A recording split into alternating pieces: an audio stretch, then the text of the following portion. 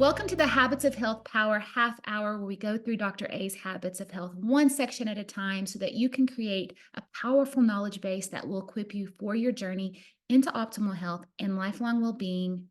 My name is Cassondra Reagan, and I am an independent Optavia coach. So, last week, we discussed the two core principles of weight management: mastering your energy intake, or another way we say that is mastering the amount of fuel you take in. And number two, turning off your insulin pump, which has to do with the timing of your feeding and the quality of the food that you eat. In other words, low glycemic lifestyle. You're going to hear that and you're going to hear it again. We also looked at a couple of charts that portrayed the impact that high glycemic modern lifestyle has on our glucose and insulin levels and why that is devastating to our weight and long term health. Today, we are touching on those subjects again, and we are beginning with the prevailing myth of the three square meals. So you may have believed in that myth of it's important to get three square meals with no snacking in between. But several years ago at the University of Toronto, a study was performed that revealed that eating small, low glycemic portions at frequent intervals wasn't just good for your health, but had some remarkable benefits. The researchers divided their subjects into two groups. Both ate exactly the same amount of food with the same exact number of calories. However, one group ate their food lumped together in 3 meals a day. The other group ate more often, consuming lots of little meals. What was the result? The group that ate small meals throughout the day lost more weight. Why do you think that was? Well, it wasn't because they were less hungry, though they were less hungry. They lost weight because their blood sugar didn't continually spike and then dip to an even lower level the way it does after a big meal. Their glycemic levels, or the amount of sugar in their blood, remained steady. Therefore, their insulin levels stayed low and their cravings for sweet food went down. Not only that, after only 2 weeks, they found that people who ate every 3 hours reduced their blood cholesterol by over 15% and their blood insulin by almost 28%. Why was the insulin reduction key? The thing about insulin is that it plays a pivotal role in fat metabolism. Remember, fat metabolism, it tells your body to store fat. It plays a pivotal role in inflammation, and it plays a pivotal role in the progression to metabolic syndrome. And metabolic syndrome, which in very simplistic terms is an insulin resistant condition where your body is a fat storage machine and resists burning fat. Okay, so when your body produces less insulin, you're much less likely to convert all those calories you're eating to fat, and your body begins to work more efficiently, and you are no longer a fat factory. So the modern diet, the one we're used to, is so high glycemic that in addition to obesity, it has caused an epidemic of chronically high insulin in most people. I'm not talking about diabetics. I'm talking about the non-diabetics. And because most people on this modern diet have chronically high insulin levels, it causes severe systemic, which means your whole body, systemic inflammation. And we are now a society plagued by diseases caused by inflammation: high cholesterol, coronary artery disease, cancer, chronic pain and joint issues, and dementia, and chronic depression and anxiety. These are all caused by chronic inflammation, which is caused by chronically high insulin levels, which is caused by our toxic high glycemic diet and lifestyle. So, what did this study tell us? It's not just what you eat, low glycemic, but it's when you eat it. So, small amounts of nourishment throughout the day are better than the same amount of food, same amount of calories concentrated into three big hits.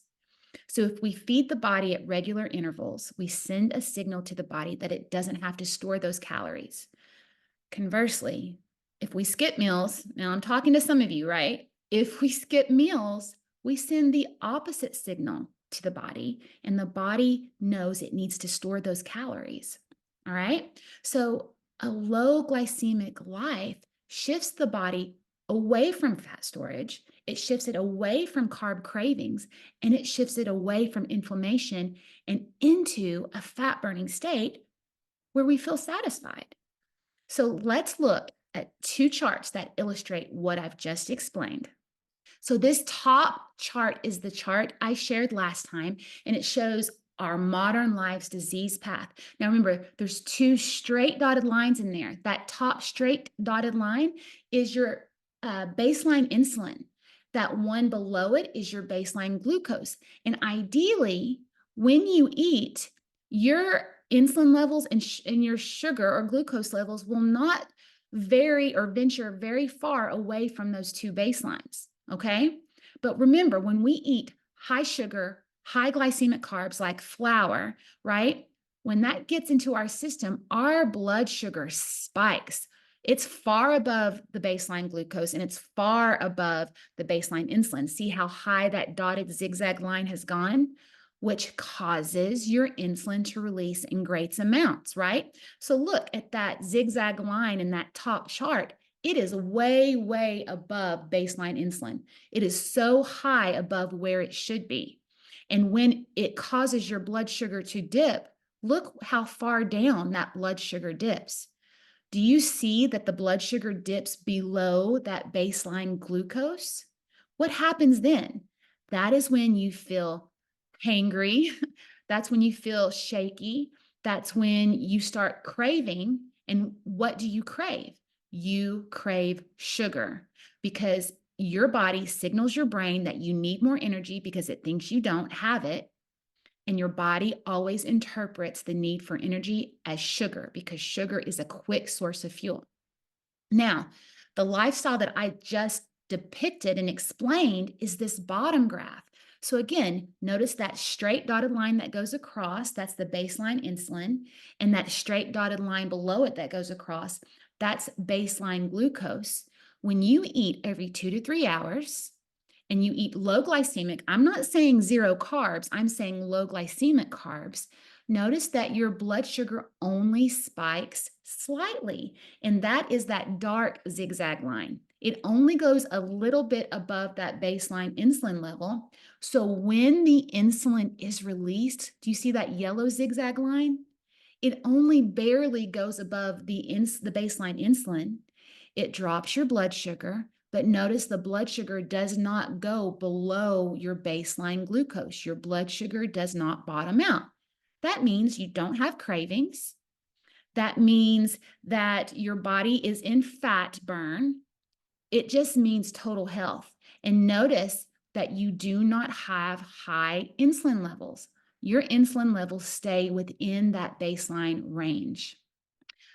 So again, what are the two keys to successfully master both weight loss and long-term health? One, the ability to master the amount of fuel you take in, that's energy intake or caloric intake, and the ability to master the quality of the food you take in, which right now we are focusing on carb quality. Later, we will look at other aspects of quality, not just carbohydrate quality. So we've just spent the last few minutes talking about the timing of the fueling and also the quality, but let's take just briefly a little bit of time to discuss the amount of fuel. So if we can come up with a strategy that delivers nutritionally dense yet low calorie foods in the proper proportions, we have a plan for success. But how does that work? Well, first, portion size is key. And that's really hard in a country that has gotten us used to supersized everything.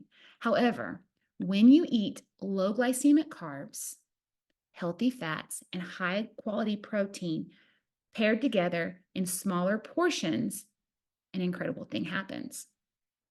As you lower your total calories and turn off that insulin pump by avoiding high sugar, flour, and other high glycemic foods, your body has no other choice but to turn to a different energy management system in which it uses up that lower glycemic foods immediately for fuel. And then when it burns through that, it begins to demand that your body give up its fat reserves. So your fat storage system is allowed to be used for what it was created to be used for all along, to provide your body with a constant source of calories, or in other words, energy, all the while signaling your body to turn off insulin, turn off hunger, and turn off those cravings for carbs. And the really big benefit to our system, even though it's low calorie, because you are giving your body nutrient dense, protein rich foods in small portions throughout the day, you are protecting your muscles from being cannibalized.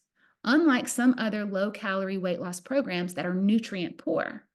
So, eating this way helps you build a whole new energy management system that releases energy throughout the day with fewer slumps. How many of us have more energy now? Okay. And it's just the way your body was always designed to function. And once you begin to manage your insulin pump and the amount and type of calories you consume and when you consume them, you create a leptogenic world for yourself. Lepto comes from the Latin word meaning thin or slender, and it's the opposite of the obesogenic world we've been living in. This system will help you offload excess calories while producing hunger control, and it's going to empower you to feel in control of your health and in control of your future. Well, that's it for today, my friends. Next time, we will continue with section 2.2, and we're going to discuss the logistics of healthy eating, as well as how to create a micro environment of health, what we call the health bubble. So if you are catching the replay, please be so kind as to like this video, subscribe to my channel, and share this with people in your life who need health. Have a beautiful week, and I'll see you next time.